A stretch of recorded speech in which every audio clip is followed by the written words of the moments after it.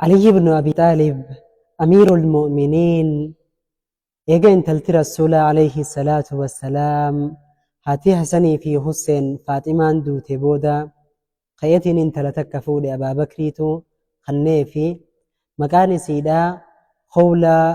بنت جعفر ابن قيس جامتي قسبني حنيفة الراهي إسيتنا إيجا فود بودا فودا إساني تقو بودا مجاة قد التيفي مجاخنا محمد جانيتي مقاسا ummanni sahabaadhaatii fi khayroo san jiru ijoollee faaximaa irraa adda baasuudhaaf jecha micaa kana muhammad ibnul hanafiyyaa jedhanii moggaasan akkanii fi gartee haatii isaadhaa faaximaa hin tahin namni biraatillee akka beekuuf jechuu bara micaan kun ka guddise aliyya ibn abii xaalib tarbiyaa gaarii isa guddise keessattuu gartee akkaataa jihaada keessatti loluu fi akkasuma farda gubbaa akkatti dhaabbatuu fi quraanaa fi hadiisa irratti isa leenjise duuba yeroo hedduu waggaa lolli ta'e lola hedduu keessa micaa kana erga gaafa lola saffiin aliyyi wajji micaan kun bahe obboleeyyan isaa kun lamaan hasanii fi huseen amatuma 10 irra guddaadha isarra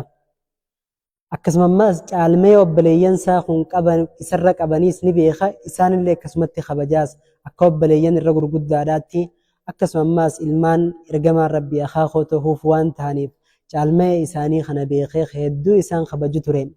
guyyaa lola saffiin namni hedduun gaafatan micaa kana samaalii fi abbaan kee kanii fi bakka obboleeyyan kee hin erginetti amrii lolaa hunda keessatti maaliif si erga bakka lolli oogwe hundatti xiyya hunda dura maaliif obboleeyyan kee dhiisee suma qofa erga ja'aniin deebisaa bareedduu takka deebise maal jee abbaan kiyya obboleeyyan kiyya lamaan isaaf akka ijaati anammoo isaaf harka isaatiin hamtuu ija dhuftu firraa eega jee laala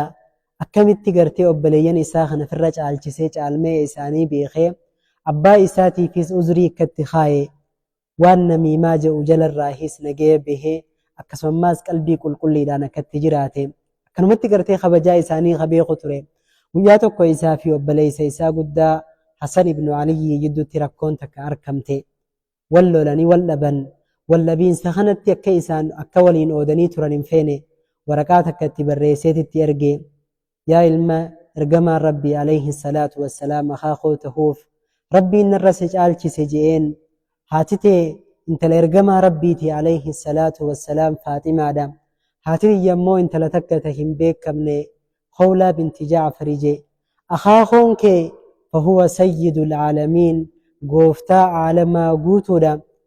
akkasumas irra caalaa uumaadhaati anammoo akaakoon kiyya ka hin beekamne jaafar ibnu qeysii gosa haniifaarraa eenyutu isa beekaa jee dhufee akkaaniif hin dhiifama sin gaafanne caalmayaan sirra arkadhaa bakka hundattuu rabbiitu narra si caalchise kottuu dhiifama naa gaafadhu akkaniif caalmeenni kara hundaan narratti siif tahuuf jeen Hasan ibnu Aliyyi oggaa waraqaan tun itti geesse gammadeeti obboleessisaa kun akkam akka ta'e keessattuu ammaas abbaan isaanii oggaa du'uu deemu Aliyyi ibn Abii Xaalib guyyaa Abdurrahmaan bin Muljim isa direessan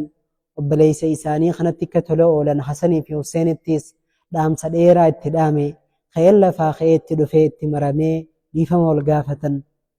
oggaa asirraa adaba isaanii kana laallu